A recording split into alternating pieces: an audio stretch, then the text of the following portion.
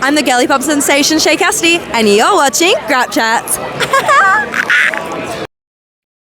And what a month it has been in professional wrestling. Welcome back. This is episode 13 of the GrapChats Pro Wrestling Podcast. I am your host. My name is Steve Willis, and as always, I am joined by Matty, and we have another special guest.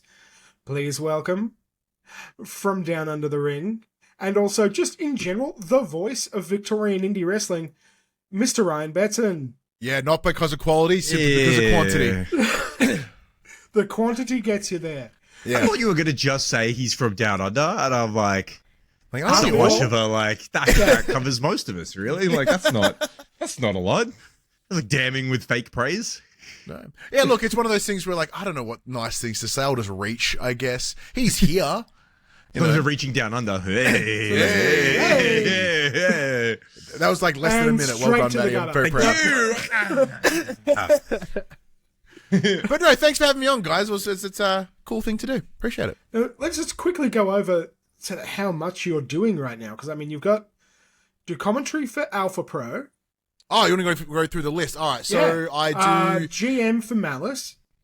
Yeah, okay, so I'll go through commentary. So yeah, commentary for Alpha Pro Wrestling out of Thomastown, commentary for Deathmatch Down Under, commentary for MXW, occasionally... I'll count, you don't have to, I got you. Occasionally Adrenaline Pro, but I've not been there in a little while. I work front of house for Renegades of Wrestling, and yeah, I'm commissioner for... and I'm also commentary for Oz Pro Wrestling, and... GM at Malice Wrestling Federation, and I might doing some work with MCW. So just need 3 more, buddy, and you filled both hands. 3 more to go, and you're there. There's not that many left in Victoria. So I think that's all of them. I think that's it. Yeah, that's a lot. You add Brainbuster, but Brainbuster hasn't done a show in a while, so. Do that, then you add all you gotta do is you add a pod. You've got the podcast in there, so you add a podcast on. All you gotta do is Then I have my own podcast as well. It takes a whole bunch of time. Just stacks of things all the time. Question from Man of the Hat. Where are you getting the extra hours of the day? Oh, it's called ADHD, my friend. It's I have that too. Where are you getting the extra hours of the day? I have that sweet advantage, right, where I have the dual diagnosis. I've got the ADHD and the autism. So the ADHD runs the machine, but the autism keeps it in you got the package. ADHD? ADHD? Yeah. That's called fucking 2 brains crashing into each other at the same time. I just have one, but it's the brain of a squirrel that keeps getting distracted. So yeah, it's a lot of weird balancing, and it's just being very lucky that I've been able to make the things that I do in this world like the things I love.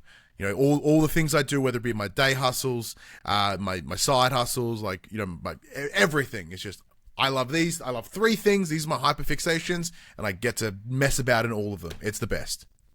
Look, while we're unapologetically putting you over, yes, obviously you have to get lucky to find these opportunities to do all these things, but I know very well that getting an opportunity is one thing, that be able to take an opportunity and make something of it and do very, very good work has nothing to do with luck and everything to do with being good and working hard. So clearly you are being good and working hard. That.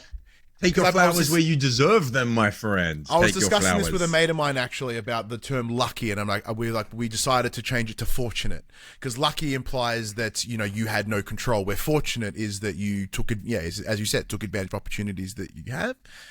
So you don't help someone, you assist someone, because help implies powerlessness.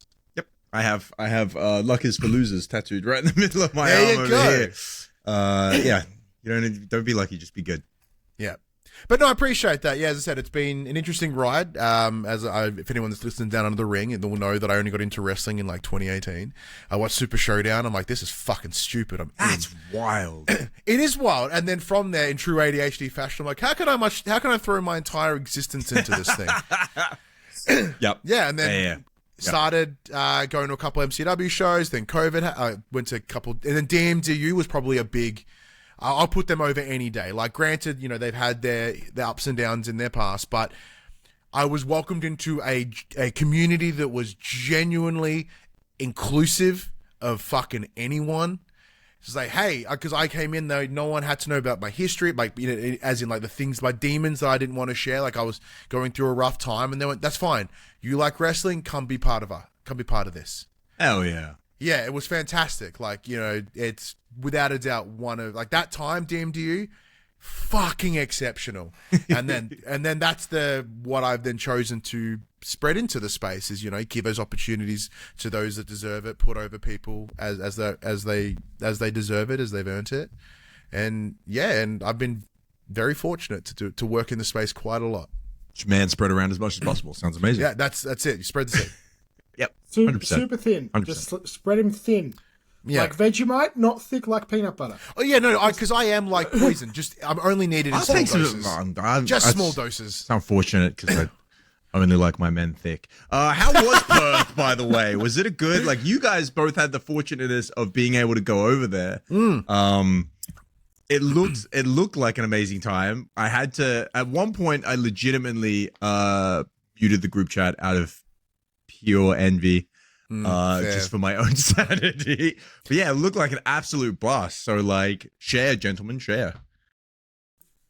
Okay, so I flew into Perth the day before the first show, which was SmackDown. SmackDown was awesome. They had Grayson Waller for the SmackDown and the Raw like dark matches before the show, or main event recorded matches. And the crowd was just going off for him every time. And it was was a lot of love for Grayson Waller this time, which was lovely. Yeah. Like he had the love last time, but like I feel like it was hotter, if that makes sense. Sad he didn't get to do like more wrestling on the because I didn't get to see any Grayson Waller, and I was sad. I was like, oh man, I wish he got to do more. It would have been sweet. Yeah, they didn't put him on any of the main shows, which was weird. But I know. I guess now that they've really stick with this 5-match card platform, and yet it's like someone's going to get left off. So that's very unfortunate. But yeah, it was good to see him there, and the crowd just absolutely ate it up. He had an awesome match with Ray Phoenix. Oh yeah, that was dope at the SmackDown taping.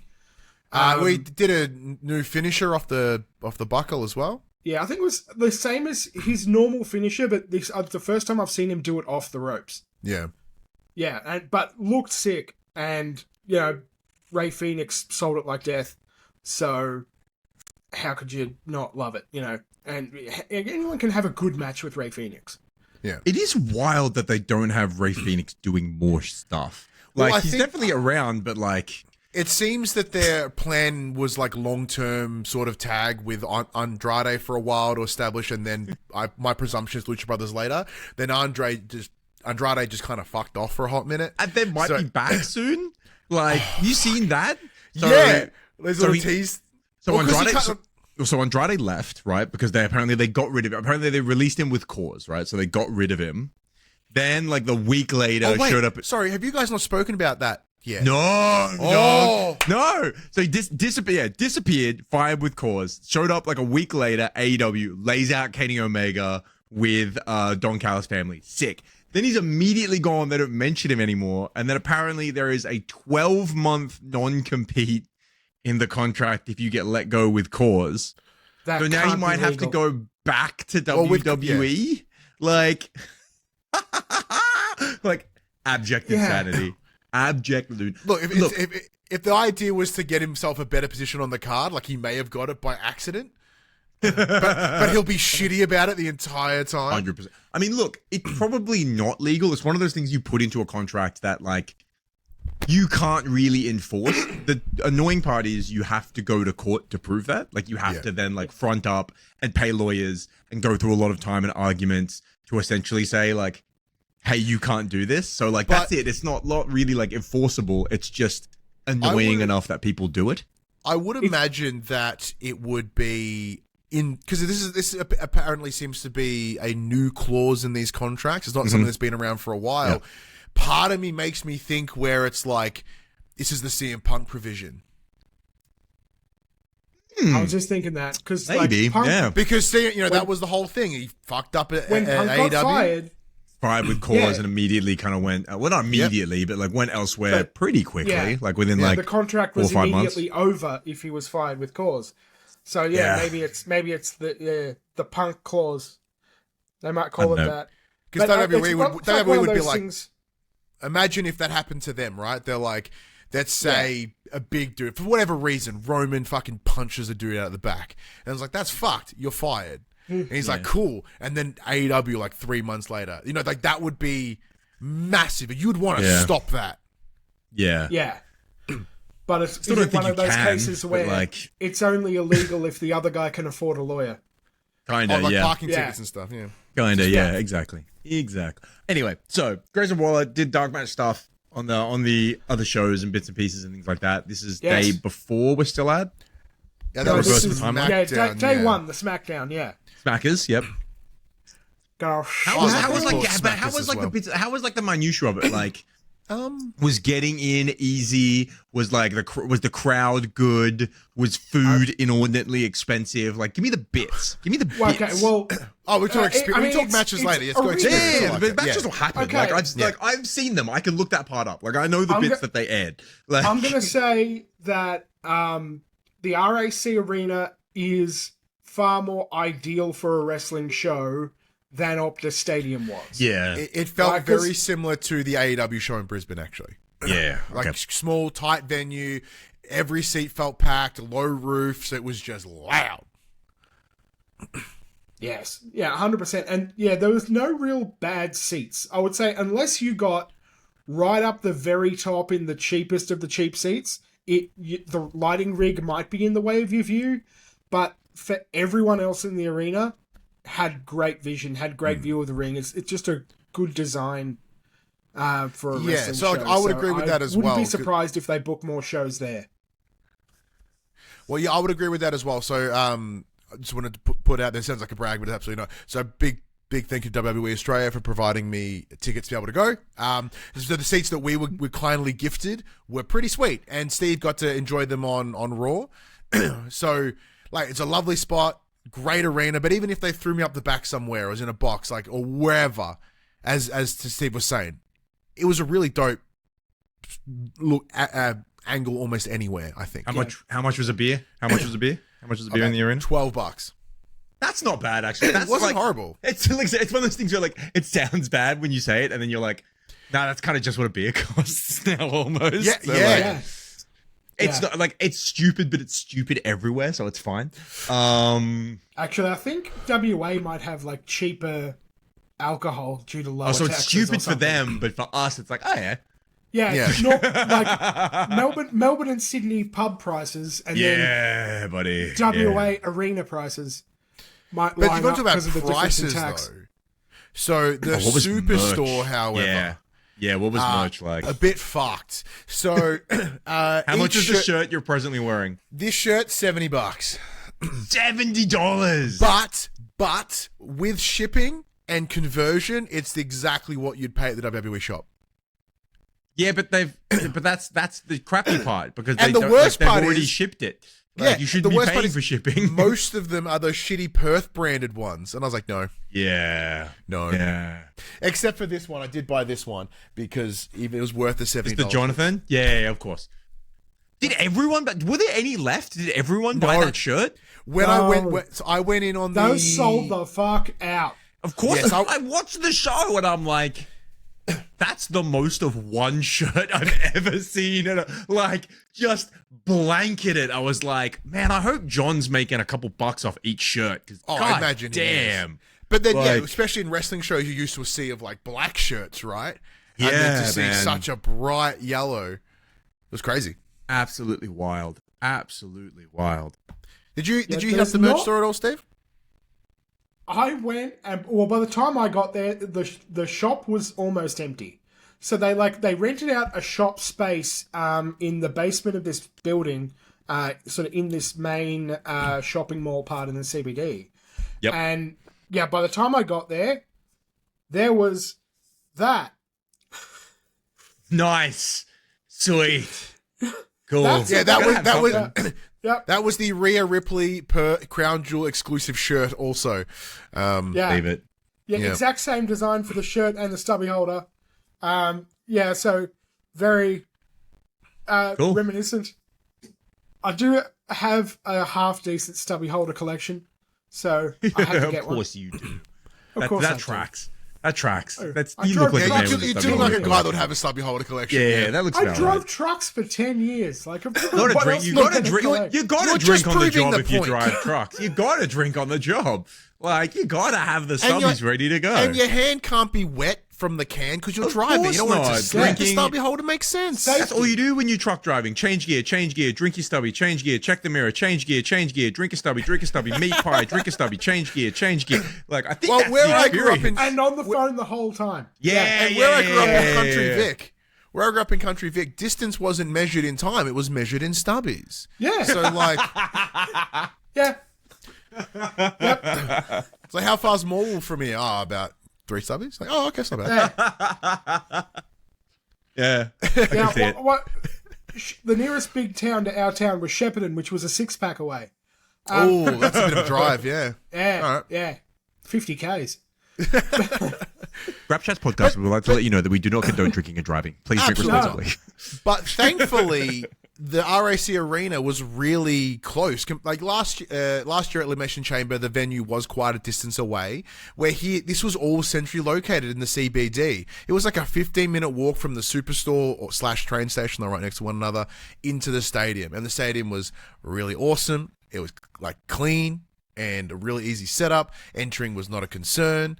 It was fantastic. It's also the one, it's indoors, so it's cooler, but also like it's not summer this time. Oh, I did not get viciously sunburnt, and I really appreciate it. I remember old Limmy Chambles last year where like I think when they did the, you know how they do the It was like the kickoff day show, before, and- the kickoff the day before, and it was outside with no cover, and it was 38 degrees, and I was like, that was the point where Triple H came out and he got the big pop because he threw sunscreen to the crowd. Because he gave us water. Yeah, he No, sprayed it was a water. sunblock. Yeah, it was Oh, that's actually no. You were right. It made it round to me. It was like it was I ridiculous. forgot about that. You were fucking right. Yeah. You got people throwing out sunscreen to the crowd. So yeah, glad you guys didn't have to deal with that this time. And we No, had, no, no. like, the kickoff show was good. That they had this Oh, it was weekend. lovely. Yeah, it was really cool. We were both there. There was a huge crowd. It was because it's in like a mall, like an outdoor mall. So they have a stage in the middle and a big courtyard full of people, and then you can see up above. There's like a. It's kind of like Fed Square of an equivalent, or like a city square or something, right? Yeah. But there was an upper level of shops and a balcony, and there's tons of people on the balcony as well. It made for a really cool shot. I think it's where last year they had the. It's where the Superstore was yeah, last it's year. where the Superstore. Absolutely. I was about to say, 'cause I remember looking at it, I was like, I know where that is. Yeah. Yeah. Yeah, Okay, but it went so- really well. So we'll encompass obviously like the shows that you guys got to go see in person, you lucky pricks. Last time we got to do a podcast and talk WWE was the month of WrestlePalooza, and boy, what a great time that was for everyone involved. No one was upset and went on a really long angry rant. No one here did that. Absolutely not. So, what's the month of WWE like kind of up to, and including these shows being like so far? What's been happening? Excuse me. So what was really interesting, so compare it to, say, Elimination Chamber, where there were story beats within the shows, but even then we kind of knew every outcome going in. Saying that, though, we had similar here. Like, we knew the match, like, okay, this is probably what's going to happen. However, by having a SmackDown and a Raw, we were able to see, you know, the lead-in, the end of the story, and then the beginning of the new. Because I went into Raw not expecting massive things, because knowing full well we're in Australia, like, what the fuck they're going to really do. But we were wrong. We were so wrong. Like, we had a genuine, like, a moment that, if done right and the individuals involved continue to progress in a video package in 10 years from now, that moment here in Australia is part of that history. For those playing at home, that is when Seth Rollins gets really fucking hurt from a fucking coast to coast headbutt, Jack stealing shit out of his shoulder. So then come Raw, we have what would have been months from now, the Vision disband. The Bronze killed him. After Bron Breakker cuts him in half with a giant spear. Bronson Reed with a tsunami, Paul Heyman coming with like a mean like melt face, holding up arms, massive moment. And it was one. I explained this to remember.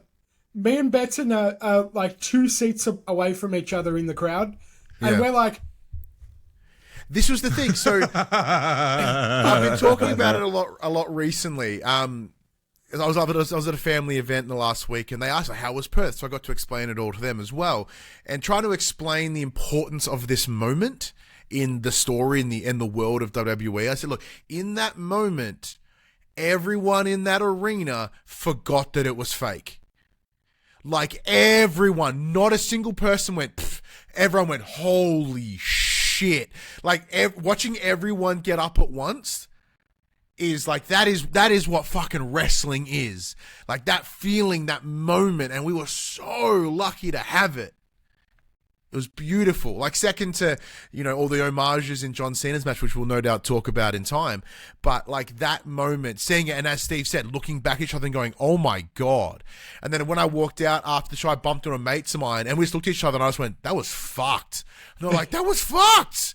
And, like, that's how my conversation started for the rest of the evening. yeah. It was like it is wild as a small thing, like, just in the comparison between the shows where, like, I've watched the I Quit match with Darby and Mox, where you talk about like where people are up in arms on social. Oh, you can't be doing this. You can't be doing. This is so ridiculous. No injuries. I work deathmatch shows, man. In the indie scene, I know more people that have been injured in traditional wrestling matches than hardcore and/or death matches. I can assure you. I mean, yeah, like I said, you get like obviously like cuts and bruises and all that kind of bits and pieces, but like as far as the big injuries, it's the same where like I spent years kickboxing and I've had some injuries. I've not had nearly as many injuries as my mates who play soccer. Full shoulders, full hips. I'm inviting people to kick me in the head for fun. And these guys are way more injured. Way more injured. Like, it's just weird how it works. Small interesting note, just to circle back to SmackDown for a minute. It was the first time we saw Solo Sikoa and a fully face-painted massive fucking Tongans. They had... And all of them were there. All of them were there. The return of Tamatonga. And he looks... One of Tonga's is I don't know them all anymore. Tamatonga's jacked. JC Mateo around. Not Tongan, but like, he counts. Let him in. But all of them with the face paint is a great touch. It increases... And then having them square off against the Wyatt Six, dope. I'm pretty sure like Nikki Cross and Solo Sikoa are going to have a match sometime soon. Because like she got right up in his fucking face. It was awesome. Oh, yeah. Like I would watch that match so I want them to let Nikki hard. Cross wrestle some of the guys. Because she'll bump like a lunatic. I will argue sponsors will feel like, but like I will argue that no gender wrestling is the best wrestling. Oh yeah. Period.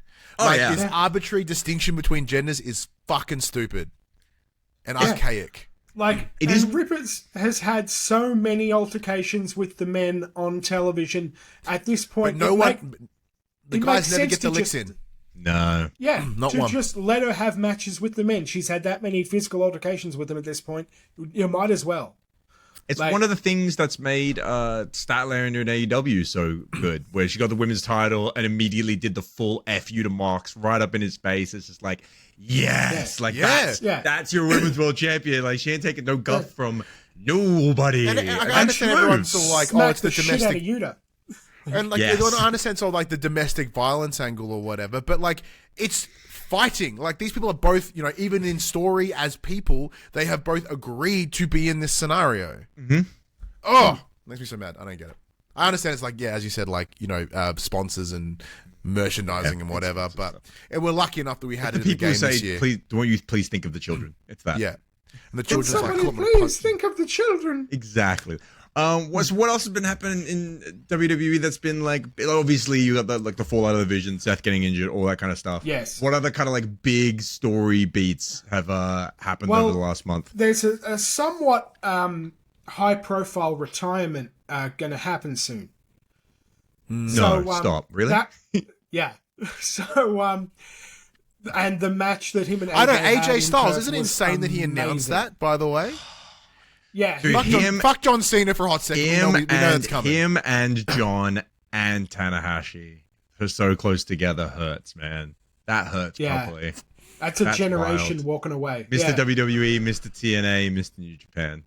Like, that's crazy. That's crazy. It's that weird thing, like, you can't do it forever. It's, you know, it's impressive that they've made it this far. They've all arguably done it too long as it is. Yeah, like the idea that you could do this for 20 years and your body just doesn't crumble in on itself. So I watched that match. I watched this pay-per-view actually, and I watched it like on one weekend with like my partner was there as well, because we were just like hanging out in the living room watching stuff, and it was so cool to sit there and be like, oh, they're just gonna do they're just doing tribute spots, but like of course they can't possibly work like the same match they did for like the SummerSlam match or the Rumble match. Like those are the better part of a decade ago. But when they just like, oh, we're gonna do, when Cena started doing tribute spots, and then when AJ started doing them for people from TNA, where you got like Samoa Joe, you got Sting, you got Christopher Daniels, you got Frankie Kazarian, I was like, oh my god, it's so sweet. Like, this is so cool. Look, it was both the best and worst experience. The best part was witnessing it. The worst was because Shippy was sitting to my right, you know, and he went, I bet they'll do this spot, this spot, this spot, this spot. And in fucking order, he nailed it. What a dick. An absolute piece of crap. He's like, I reckon they'll end it with like a tombstone pile driver. I'm like, you son of a fucking bitch. How would you know that? I didn't see the sweet chin music from AJ coming. That was sweet. Also, he fucking nailed it. Like, it looked great. Like, he properly kicked his head off. I was like, oh, of course he can. Of course AJ can. Whatever he feels like it. Though, a genuinely beautiful moment. I got emotional at all of y'all with the lights up. Well, see, this I is was the like, thing. that's pretty, guys. Good job, guys. Good job. I'm curious to see what Steve has to say, but like for myself, because as I was there in like a working capacity, and I think my brain has connected. If ever I'm in a room with a wrestling ring in front of me, it's work mode. Mm-hmm. So like I felt the moment, but it didn't hit me. But it wasn't until I got home and then I watched it again on the tally that it all became really real. And like whether it be all the spots, you know, the energy, like the fireflies, that's when I was like, oh. And like I genuinely got choked up on the couch, right? Like it's interesting how even though being there, you think you'd have that, but in the same way that when I went to AEW and I got to hear like Edge's music, like that was, I couldn't sing for a hot second, you know? So it's interesting how that sort of went different here. Like, how about yourself, Steve? Was it for like you in person? When WWE talks about moments and you know that they were in the business of making moments, it made perfect sense being there when that happened. You know, when you start to see, like, once he got him into position for the Sister Abigail, and we're all like, oh shit. And they dimmed the lights. They did dim the lights. Once they saw them come up, I looked around and go, oh, because I guess they knew the Fireflies were coming, and they did. And yeah, it was an incredible feeling just to be there in that crowd, because, you know, everyone was thinking of Bray Wyatt and, you know, being so grateful for Cena and AJ for the show they were putting on. And yeah, when the Fireflies went up, it was like, yep, I joined in. Most people did. Yeah, it was a special moment. You think, oh, it's good that we've got some special moments, you know, to have a moment like that in one of Cena's last few matches. Yeah, it was very special. I was clapping at home when I saw the lights go up, and when I heard them all, like, he's got the whole world in his hands. I was like, oh, that's a good job. You've done well, guys. I'm like, this is good. Like the crowd, you guys were a really good crowd. I remember like opener for like Roman and Bronson. That was a good crowd. Like everyone was everyone was in on it. Like the fact that people were willing to like boo Bronson Reed. I mean, look, dude also worked hard to get booed, like putting the table back under the ring and all the bits and pieces. Like, oh, he's gonna get himself booed at home. Good job. And like afterwards, like, what is it with the finish with the Usos of like someone's in trouble? Like, fantastic, good job, guys. Y'all have done very well. The crowd were absolutely fantastic. Really good. You know, even just down to like the wanker stuff, which is it's a classic Australian thing. And what I really loved is like on Raw when Seth comes out and we're all like, boo, you're a wanker, you suck, woo. And then he's like, listen here, wankers. Everyone's like, yay! And of course, Oscar being a shit cunt is awesome and made the cut multiple times. Yep. That was also fantastic. The stuff that didn't make the cut, obviously, but just for me, the booing of the American national anthem, which, one, it's insane that they decided to do the American national anthem for some reason. Like, why? This was my immediate thought, right? I was like, that was such a dumb moment. But they gave themselves heat, because then what happened is, so what I loved is at the end of it, everyone booed the living fuck out of it, but they clapped because she was great. Yeah, exactly. Yeah, exactly. So everyone was like, boo! And then there was like a beat, probably like two beats, just like boom, boom. And then we became the most patriotic arena in the world. Like, once again, WWE were willing to give themselves heat to have that moment. I think the funniest part for people that have watched it at home might have noticed as well is that when they booed the anthem, you could hear them in real time turn the crowd down. Because the boos didn't get quieter. It just felt like they got further away. It was like, boo. Like, you felt the mics get lower. Same as the Cody Seth match when like Seth gets to the outside and like, everyone's like, you're a wanker. And like all you hear is Seth going, yeah, they definitely, I'm like, that turned you all down. But yeah, Good job. I'm not even like a patriotic person, but in that moment, like that was, once again, as Steve saying, like speaking of fucking moments, like it was awesome just to hear everyone sing about our stupid bit of dirt we live on. Yeah. You know, it was cool. We're girt by sea. We're so girt. We're girt and good energy. Girt. So girt. Would you say it's a complete...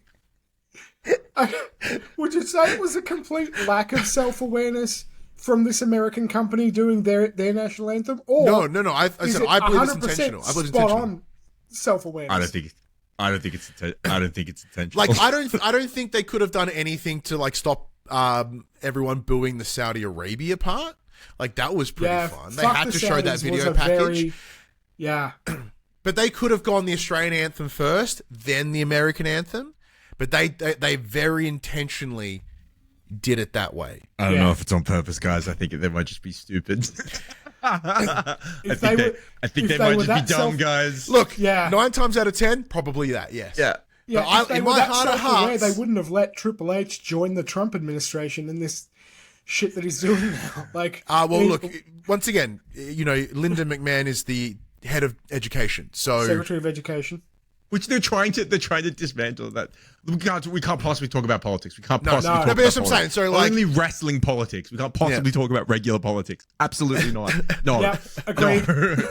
Cease.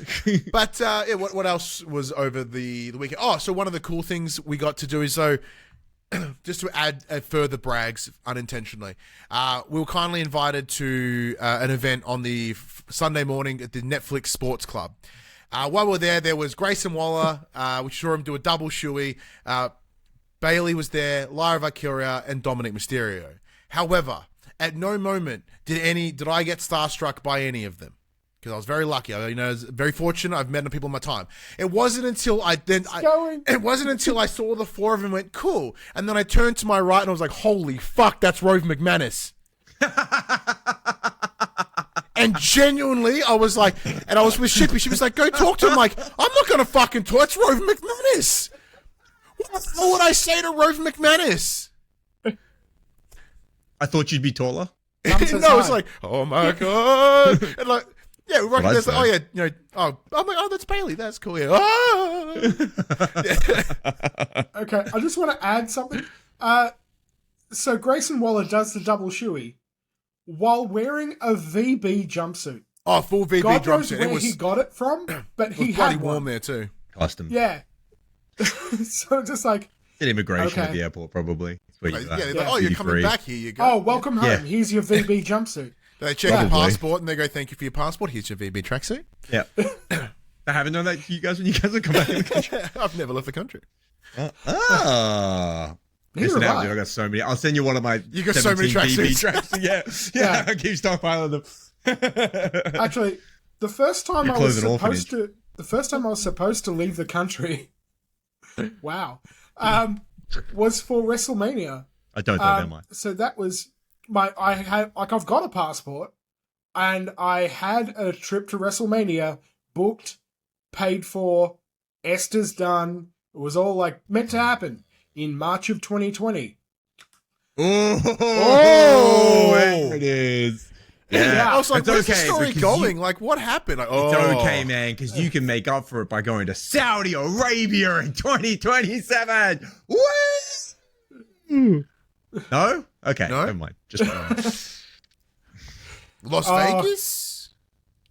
I mean, if you want to pay for those tickets, you want to pay for those Jesus tickets now, dog. Christ. Holy. Do we think, in terms of like the ticket prices, do we think they're just sort of reaching for the limit, trying to find where the limit is of what people will eventually? Oh, absolutely. not Yeah, it's pay? like this. Yeah, straight up. Well, like this is how much leash we've got. Like, where will people say no?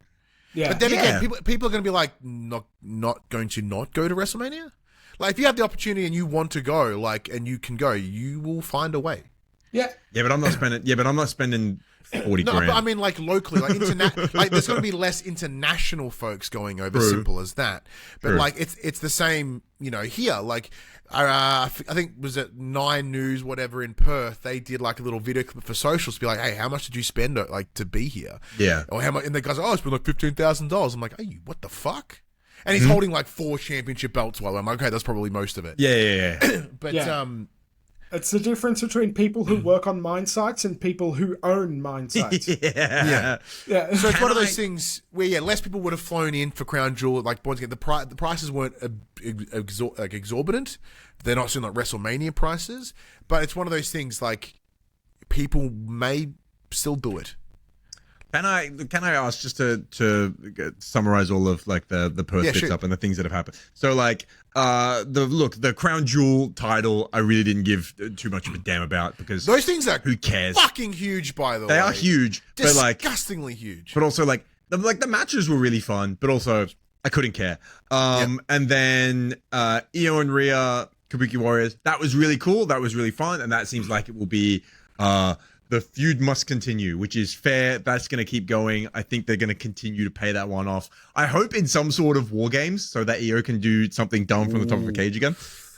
Maybe she'll put Rhea Ripley on her head and jump this time.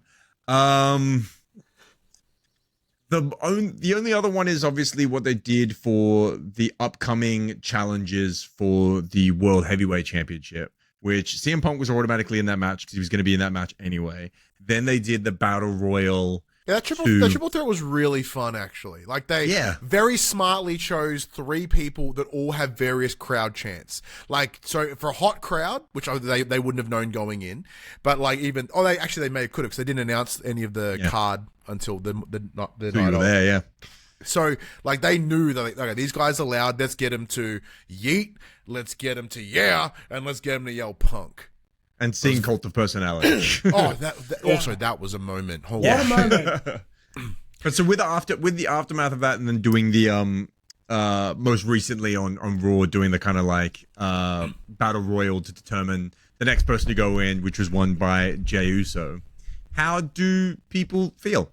Well, I feel that it's a fucking dumb choice. Like, I get it. I understand why. But I also why? Yeah, because like I said, like if nailed it. The answer should have been LA Knight. Like, I'm not saying that because of the internet, right? It's more of like LA Knight would have the ability to walk in and be like, "Hey, I didn't get pinned. Punk and I should go for it." Yep. And like then a battle royal that ended in like the most. Like, I don't have a problem with Jey Uso. It's more of like, why? Like, what's the reasoning behind that choice? Because I'm pretty confident. Like, I understand the storyline at the moment is he's trying to branch out and essentially become the new Roman in a lot of ways and do this, that, the other. Cool. But, like, why can't that happen later? Yeah. I'm with you, man. He was so far removed from the world title picture, and now you're number 1 contender. Because under standard like wrestling math, right? If you lose a number 1 contendership match, you don't then go straight into another number 1 contender opportunity. My version of this is that I'll come at it twofold ways. If you want someone already in that kind of main event bit that you want to kind of like, you want someone, for lack of a better term, like older, you want LA Knight. LA Knight's an older wrestler. CM Punk's an older wrestler. They're both in that main event. I think LA Knight would need that win more to kind of like make him as a guy. But like, but I don't know. That creates emotional investment for us to watching. Like, fucking LA Knight. Correct. Because either one of them could win and it would be both awesome. But also, I don't understand what it feels like is why they can't just put a world title on a young person. Like, how is it not immediately like Braun Breaker for like who's the one who did the killing of Seth? Or if you have the ability to still call audibles mid-match, honestly, Dominic Mysterio, he was so over in that battle. Like, put it on someone young. But why do even you have the to be in idea your of him- late 30s to 40s to win a world title? Like, put it on a young... Like, The Rock wasn't 40 when he won the world title. He was 27 or 28. Like, strap it onto someone young and let them be the guy. Like, Punk is probably going to win this, right? It makes the most sense. However, wouldn't it have been really fun to have Dominic Mysterio coming in and be like, I'm going to add a third belt to this bitch? Yeah. You know what I mean? Like, that's fucking awesome. And then he simply gets eaten out. Like, I guess. Or Braun Breaker doing like, I killed him. It's mine now. I'm already holding it. I've already got it. I'm just making it official. Like it's already mine. It's already mine. I'm just gonna have it. He looks so good. You're right. He looks like a world champ. Just make him the world champ. Like why? 100%. Yeah, like, unless they're like, my presumption is like, we need to build Braun a little bit more. I'm like, how? No. Why? Like, he just did the thing that should put him in the position. Like, as it being in that room, that was, as I said, a fucking moment. That was an experience. Like, that is him going from here to here. Like, to their credit, though, they did build both Braun Breaker and Bronson Reed over a weekend from, like, dudes to, like, main event dudes. Yep. So that alone was really cool to see and experience as well. Now, clearly that was not the original intention, because it seems to be that this decision was made on that day. Because like I talked about on Down Under the Ring as well, like where we were sitting, Steve. I don't know whether you saw it, but there was a moment earlier in the show that I was watching like a producer woman run around frantically with a big stack of papers and like handing out little. So I'm like, okay, they've changed the script. There's like been rewrites. There's been rewrites. I didn't say anything to anyone in case, because like it turns out I may have been the guy that said the AEW ring was small. Because I said it, because I sat down with Fid and I went, that ring's small, and Fid fucking tweeted it, and then it all happened. So it may have been me, and I didn't want to be that guy again. Can't be that guy. Can't like it's interesting. Like if you're going to make that choice here to make the change, why can't you then make that follow-up choice? Like, we have this big arching story, but like, make the switch, make the play. Yeah. Another event that happened over that weekend I want to bring up was EPW. It was a tremendous show. I got to see... it's one of those things where when there's an indie show on and you know that WWE's in town, they turn it up. And they did, and it worked perfectly. Like, because I could see, like, from where I was, you can see into the VIP area, and I saw Rippers was there, Dominic was there, Otis was there. You can't miss Otis, the guy. Fuck, he's huge. Why is he as tall? Like, he looks like a microwave on top of a fridge. The guy's massive, and it just. I'm stealing that. That's brilliant. Phenomenal. Yeah. And fuck. But the whole show, top to bottom, was fantastic. Headlined by the retirement match of David Storm, which that was making a moment. Like, they really made it such an emotional thing. Everyone was so invested. He sort of also bucked the trend. He didn't lose on his way out. He got the win, and it was a real feel-good moment. But apart from that part of the main event, because everyone knew that the retirement was happening, it was announced well in advance. One standout talent on this card, is a woman named Shay Cassidy. Oh yeah. Yeah. She owned the room from the second she walked out to the second she walked back. She has stage presence for days. Shay rules. She's the best. So good. I've been watching her in PWA for a hot minute. Shay rules, man. She's been so good. And she Absolutely. just put on a show. And it was like, oh, she couldn't have picked this performance in a better time than this moment, because there were definitely talent scouts there, and she showed up and showed out and did just well done. Unlike I've actually put her intro was at the start of this episode. Hey, let's go, Shay. I got to talk to her briefly during the meet and greet after the show. She's fantastic. She's the friendliest, nicest person, and I really hope that her career really takes off as a result of this, because it was fantastic. Add to that, so coming out of Chamber, like we had an understanding of, like, you know, I'd heard around the trappings who had gone to the tryouts and who was looking promising, right? And there was a list of names that were seen as a high priority. I've not heard anything of from that this time. However, for anyone that was watching SmackDown, in those final moments of Damian Priest and Aleister Black, you see a string of Australian local talent, including the likes of Shay Cassidy, Tali, the Tuckman, Kyla Knight, Brooksy, I think, was there. Yep. Brooksy was one of the security guards carrying as was Tommy Phillip, as well. Yeah. Like, so we can safely say that these people had tryouts and were probably seen and given a moment, and hence they were able to come and be part of the show.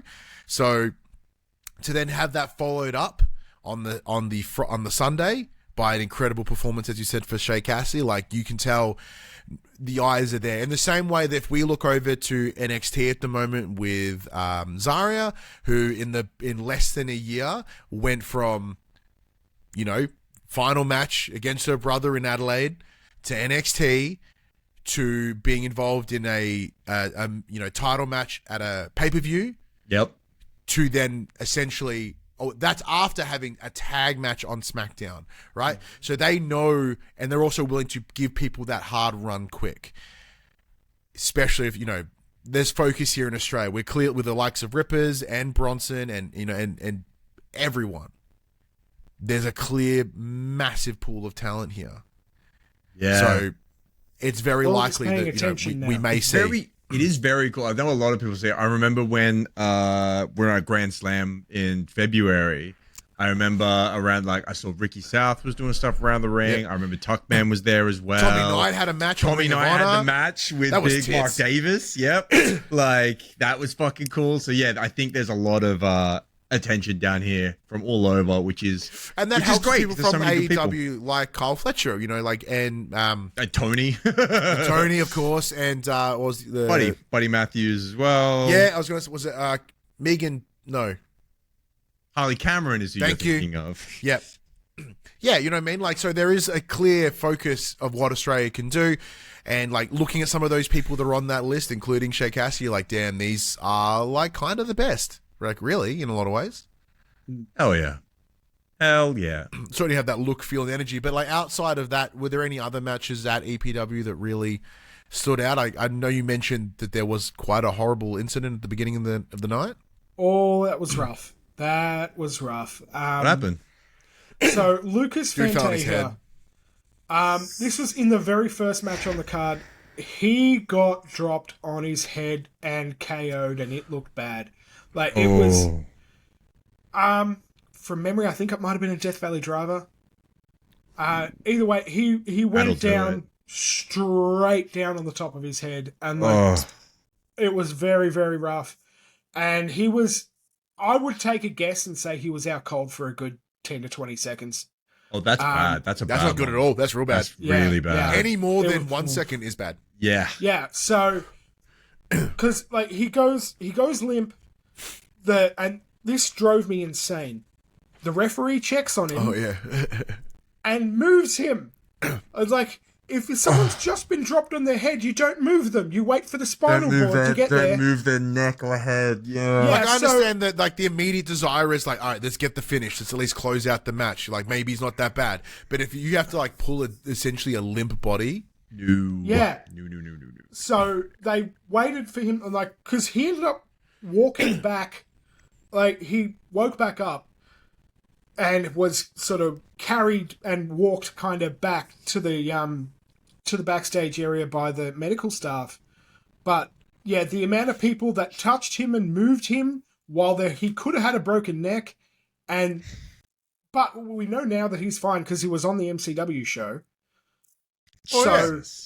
Very lucky. So, Jesus. ooh. Should still Jesus probably Christ. not be.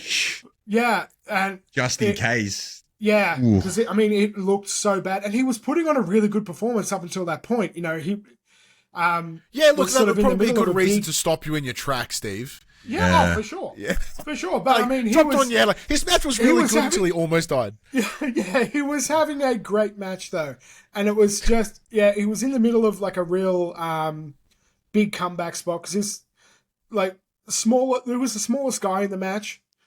You know, as someone who I believe he advertises himself as the mayor of Twinktown. You can imagine he's quite a small dude. He's not a big dude. No. And it was just a real, it's like suck the air out of the room moment. Because we're all like, oh shit, this is twice this has happened at an EPW show with WWE in attendance. Yeah. Where That someone, puts the pressure, man. The pressure Injured- kicks in. yeah. And, but yeah, it was very difficult.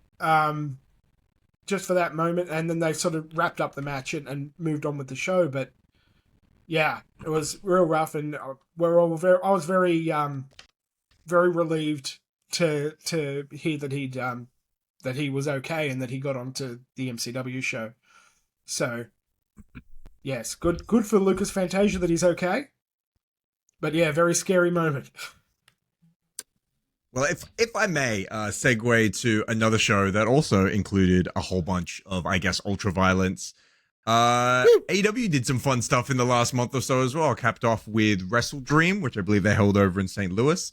That was the one that was main evented by Darby Allin, John Moxley in the I Quit match. Apparently there were like regulatory rules over in St. Louis where you can't have a ton of blood. So they managed to do a lot without a ton of blood in that particular match. How Claudio keeps doing the spot where he puts you wholly above his head and runs and throws you from the ring through the announce table, which one looks horrid, but two, he nails it. Like he's never missed. Like they must have so much faith in him to do this spot because like it's entirely up to him. If he just throws you wrong, like splat.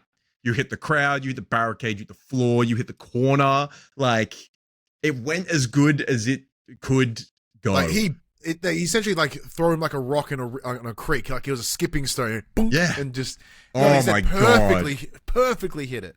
There's and of course, Darby sells like a ledge and can bump like crazy. I mean, I don't know if you have to sell that one. No, he just bumps it. And just It eats might not have been selling. Yeah. I think he was just. There's a footage of the guys in the front row, and like, oh my god, it looks insane.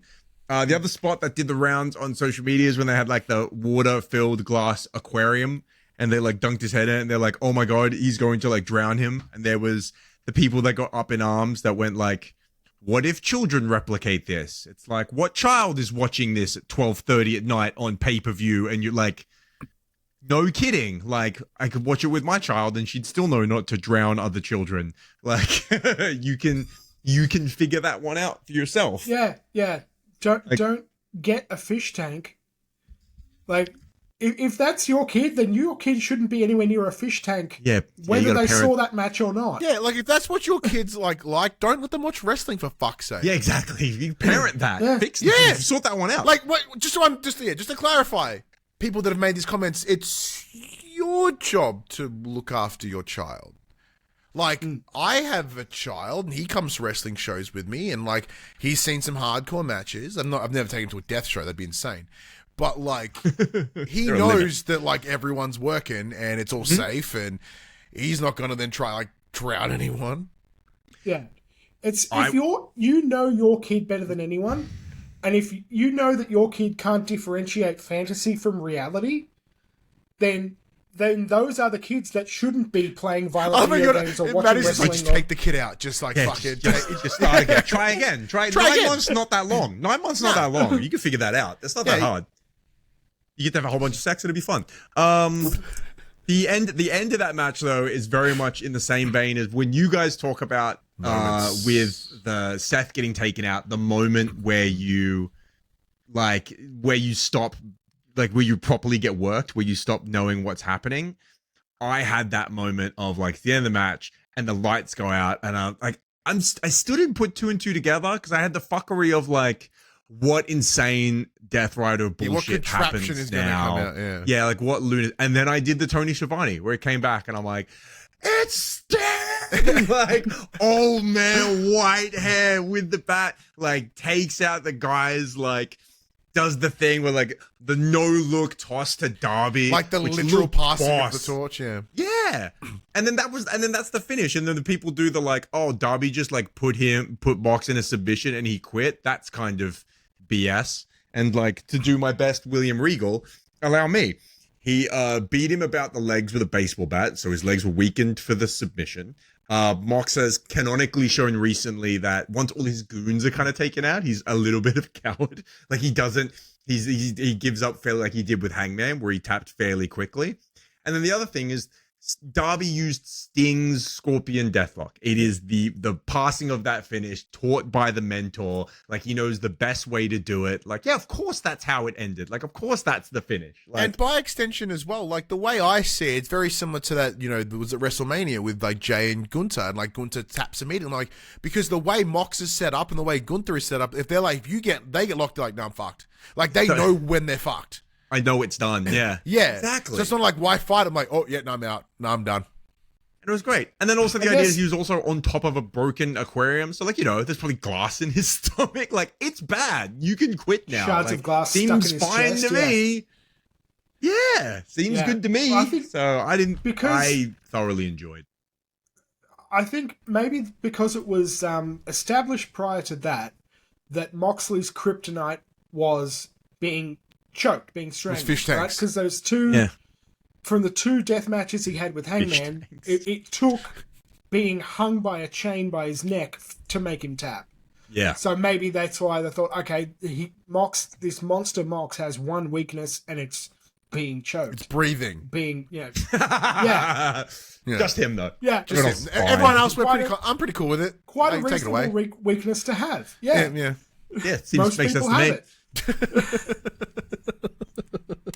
It had, like I said, it was a good match. It was fun. It also did come straight after Hangman Samoa Joe, which ruled.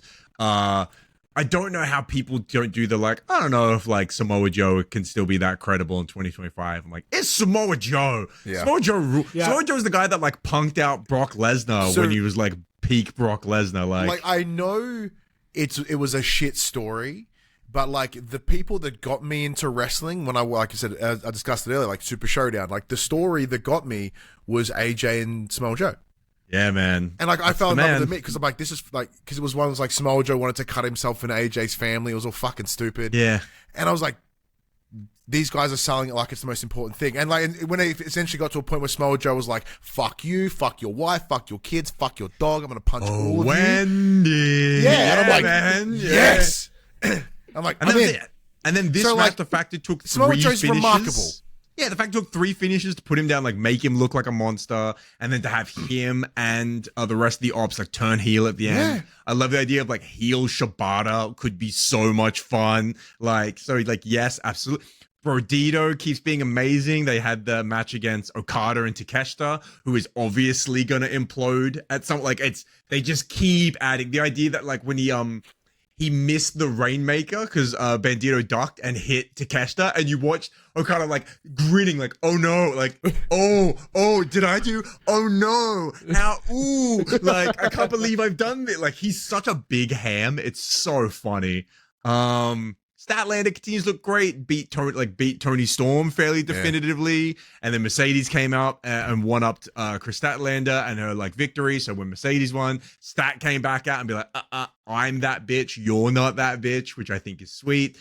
Jurassic Express is back together, and Jack Perry is working like a babyface again, which means he is working flippy and ridiculous. And of course, them and the Young Bucks were going to have a banger of a match. It's like, that was kind of written in the stars.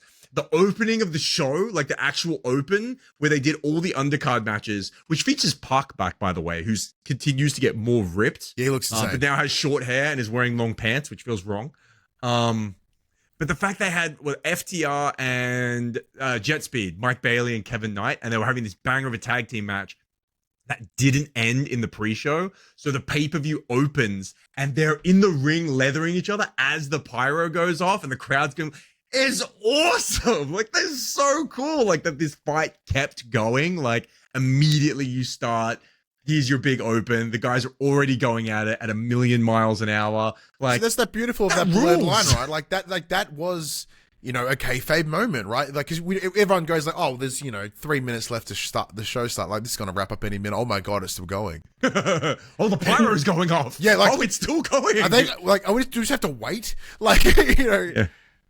Dude, man, what's it got? Hurt Syndicate and the Demand, like Ricochet and the Gates of Agony. Dude, Shelton Benjamin looked like a monster in this match. It was so hit the full release German over the ropes onto everyone on the outside. Like, everyone on the outside caught him and then did the full jump, leaped over the rope on all of them. He's 50 years old. He's 50 years old. Like, Shelton Benjamin's insane. So ridiculous. And then they announced they have women's tag title tournament coming up. So they've done all these showcases recently for all the different women's tag teams. You have Queen Aminata, Jamie Hayter, the Sisters of Sin, which is Julia Hart, Sky Blue. There's Riho and Alex Windsor. There's Toni Storm and Mina Shirakawa. Megan Bain and Penelope Ford, Megabad. TJ obviously is in there. Willow Nightingale and Harley Cameron. And then Mercedes and Athena, who are trying to like hate each other but just want more belts because they're lunatics. And that's your I'm like, oh, there's so many teams you can put those belts on. Like, I don't know who you do, but like, so as my immediate thought was like, do they have enough hanging tag teams to make? And then as you listen, I'm like, oh, they actually could do a really dope bracket.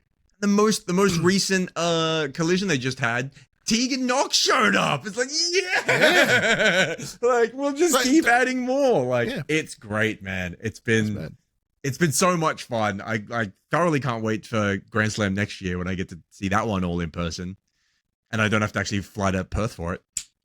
Yeah, that part was, but yeah, that's the worst part. Yeah, it's without a doubt, airports. It's the worst part. Yeah. Airports, travel, not sleeping on planes. I'm too tall for planes. Absolutely not. I don't have the attention span to sit down for that long. Yeah, no. I'm with you, buddy. I strategized sleeping on the plane, but completely unintentionally, because I had this genius idea, right? Because I just worked a 10-hour like shift before I drove to Melbourne. I know where this is going. And I get to the terminal, and I think, well, because I've got Qantas membership, so like, cool, I'll just fucking take a nap in the Qantas lounge, and it'll be sweet, right? Turns out it's not a 24/7 facility, the Qantas lounge. Neither is the terminal. So I've just was sitting in like at baggage check for like 5 hours. Oh, buddy. So I got barely any sleep at all. Yeah, man. Home was 300 kilometers away. So that's and you could have made that in the 5 hours. Yeah, should have just gone to the car and like reclined the seat. Yeah. At that point, anything else, like, ugh. But yeah, I know. That would be sleeping in a very uncomfortable place. Literally, the back of a Volkswagen. Hey! Yay! But no, like, again, I know that all the WWE stuff has been very fun. You guys got to go do it, but for my I'm super keen to fly to Sydney for AEW. For my very wrestly tastes, I like that AEW has more and more focus on the ladies stuff. I like that. I feel like tag wrestling is coming back after having like a couple years where the tag teams were kind of in AEW because they were so good for so long. See, this is where it's interesting. Continues to work for me. Just like, I'm not even into that shit, but I'm like, what a dude. What a man. Because this is where it's really interesting. Like, once again, comparative, like the shows, the different shows that we do from Down Under the Ring compared to you guys here at GrapChats, is because both of you guys like are match people, right? But because I get that my fill on the indies of my matches, I like WWE because the spectacular, like just absolute fucking exorbitance of it all, and like because I can't experience that anywhere else. Where like if I'm going like the likes of Renegades, where I'm seeing really dope matches in front of me, you know. But that's why things like Wrestle Dream and these pay-per-views, and at the end of it, I'm like, hey, you know, as you're saying, like this match, I'm like, actually, they sound all like incredible matches. Like I will have to watch that. You know, but like for me, it's like I'll wait after and then hear if it's good, then check it out. So, but yeah, like as you said, like listing all those tag teams and knowing that how AEW in the past has treated tag teams, it should be fantastic. Yeah, it should be. It should be very fun.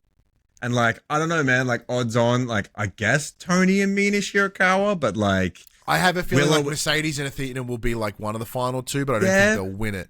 Or Willow and Harley could, because like Willow's forever over. Everyone loves Harley. Also, like Queen Aminata and Jamie Hayter are crazy over. Like, there's a bunch of teams that could do it. It's wild.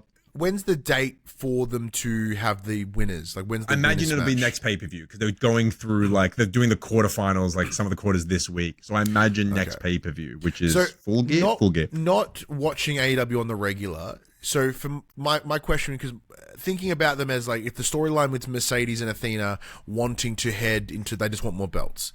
Yep. Where like understanding that there is going to have to come a time where they're going to need to start removing some of these belts. Yes. Are we there yet? So like them by not winning this tournament, will them start chipping away titles? I think with Mercedes, you'll start getting closer. So Mercedes recently like literally trademarked the term like Ultimo Monet, like she has more belts than when Ultimo Dragon had all of them. And like you hear the reports from all the indies that are booking her, like all like there's like random ones in like Italy and Poland and like all these different places where they're just like, yeah, like we know Mercedes is gonna show up, like place sells out, like it's super good for us. Like she stays, she still does meet and greets and she does merch stuff and she does like she's doing the equivalent of like she's like her own traveling NXT at this point, like just like wrestling and scouting talent and giving all this like rub. So like I think the idea that I think we're definitely at spreading herself too thin because she wants to try and take Statlander's world title. She's still got to defend the TBS title. Now she's trying to get the tag team titles. Like I think this will probably be the point of like she's like it's too much, like it's caught up to her, and especially because all of her defenses as they go on are getting like longer, and she's like it's not this dominant pin, it's like sneaky pins and roll up, like she's not killing them anymore. It's she's not winning, she's escaping, and I think we're gonna get to that like bit, and I think it's coming soon, which should be fun. And like I trust like Sasha's so good to watch anyway. So in that case, thinking about is it because in my head, if I were to book it, I would make to build up that hubris of the pair of Athena and Mercedes, like they would be one of the final two. Mm-hmm. So then who's a really good like face team that would benefit from a massive rub from? Honestly, I think it's Jamie Hayter and Queen Aminata. I don't think you have to do much with Tony and Mina. Like Tony's held the belt a bunch of times. Mina's super over still. Like I know Jamie Hayter held the belt, then had to like relinquish it. Queen Aminata's been great and hasn't been given like a ton of like title time. Honestly, like for me, it would be them. I think they are a really good, like credible team to do it. And then you could even build at that point if you wanted to do, okay, Queen Aminata's then going to go after Athena for the ROH world title. And then Jamie can go after Mercedes for the TBS title. You could then kind of like pivot in two stories as well. So perfect. That's what I was curious about. Cause like I said, part of the reason that I have kind of stopped consuming AEW over time is like their focus on the soap opera stories have all kind of got lost there for a while, and I feel like it's slowly coming back in little bits and pieces.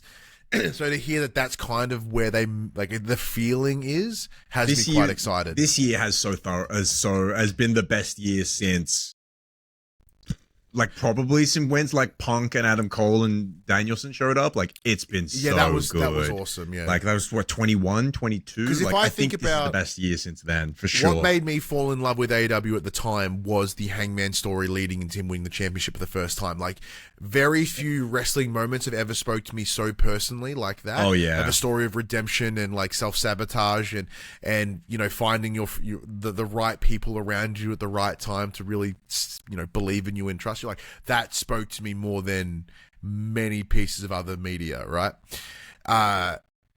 But yeah, and then after that, like I felt the a story of that awesomeness of that, well crafted was just kind of lost. Yep. And except for like obviously then Swerve and Hangman again. Actually, probably just Hangman really. Back to your previous point, like just fucking Hangman. Wow. Dude, legitimately, like it's one of those things where I start thinking about it now, and I'm like, he's so like all the storylines are good, all the matches are good, like he's been really good. I know everyone does the like, oh, MJF is amazing, and he is so thoroughly, but comparatively, Hangman's so bloody good, man. Like he's so damn good. Briefly, just circle back to Mercedes Moné because there we go, little mini hanger. Yes. Talking about storylines and just one thing that keeps sticking in my brain, probably because I'm a pessimistic bastard. But it seems you're one injury away from women's wrestling coming to a grinding halt. Yeah. That is the risk you run. 12 championships. So many vacancy open tournaments in Italy. And Vacant. Yeah, the guy does the Twitter account that's like, that's vacant whenever he wins a belt of just like, Mercedes gets injured and holy shit, Ultimo vacant. Ultimo vacant. Oh. Yeah, no, you are right. It is slightly stressy, but that's why you shouldn't put that many belts on one person. It keeps working. We're gonna keep doing it until it stops working. Yep. Hey, Matty. Yes. Do you have a YouTube pick of the week? I do. Seeing as it is the spooky season, I thought I would do something kind of horrifying and terrifying and gross and disgusting.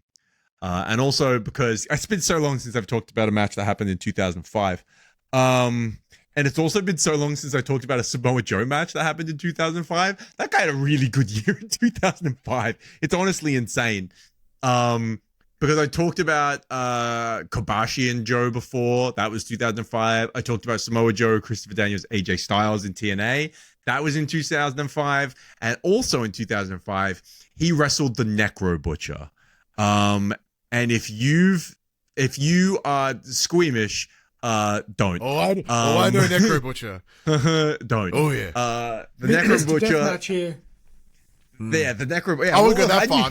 I've had to. I knew Betson would be around for it. The Necrobutcher, who's never heard of a spot he wasn't willing to do. Like at some point, I thought he was legit. Like Joe was legitimately going to have a homicide on his hands. Like it is brutal. The absolute beating that these two put in each other, but especially Joe onto the Butcher, is like a proper horror movie, like snuff film type of a match. Like it really, it's honestly frightening. It's frightening if you don't know that there's if you're a kid and you don't understand the acting behind wrestling. And it's just as scary if you know the acting behind wrestling. You're like, they might have to stop this. Actually, that's a lot of blood. That's getting, he's going to start losing consciousness soon. Like that Sweet. One. But also knowing full well, he probably put 48 aspirins in his mouth because most deathmatch wrestlers do. Booze. Yep. 100%. And it's. So it's coming fast. Oh yeah. Like I said, it is a proper. I gotta check this match out. This sounds rad. Oh dude, it's a proper. Because I've got a deathmatch Halloween tournament killer. this weekend, so I gotta prime myself. You know what I mean? You are about to look. It is like I said, it is free on YouTube. You can find it. I think it's only about 15 or so minutes long, but it is 15 or so minutes long of just abject brutality. It is very, very gnarly and very, very violent. And I recommend If you are watching on YouTube, we will have the link to that match in the description down below. Yeah, get this video age gated. Goddamn. Holy. But yeah, thoroughly recommend. Not for the faint of heart, or if you don't like the sight of blood, absolutely no. This is just. It's like going to the ballet if you hate dancing. Just don't do that. Just don't do this. It's not a good idea. But you can try. It'll be fun. Sick. Totally in. Sick in both ways. Yeah. Yeah. Yeah. Proper double Deathmatch Jones over here is going to love it. Well, it's one of those things where, like, yeah, I just happen to fall in love with deathmatch, and like I love John it. Deathmatch, knowing that it's fake, like knowing that it's all whatever, and being the one that's like being as I've been there and like literally hot glue gunning gusset plates to a cricket bat, and then going, "What the fuck am I doing?" You know what I mean? But then later in the match, watching it get used and the gusset plate didn't come off, I'm like, "Fuck yeah!" You know what I mean? You know, no so one else like, could have glued that like me. like, oh, good, that shit's so good. But yeah, like seeing all the other sides of it, knowing what goes into it, and the levels at which the people are willing to throw themselves literally sometimes into these matches, you know, and watching the clean down afterwards, and like, it's such an experience, and like, it is a bloodletting, it is gladiatorial combat, but there is such a fucking beautiful artistry to it. I thought about it. I thought about it before the I Quit match with like Darby and Mox. I was like, these two are having an I Quit match. I imagine they must go backstage and like giggle like schoolgirls about the stupid things they get to do. Like, like those two lunatics, like they must have such fun, especially with the budget that they're allowed. Obvious, like, oh, we're gonna main event. Oh, we'll do whatever we want. Like, whenever we've done a deathmatch show and they've been like, you know, fans bring the weapons match, they'll kind of, like literally. There's a moment we bring them through, and the wrestlers come in and go, "Oh, yeah, on that one." Oh, so like, yes, like I can assure you that Darby and Mox like that.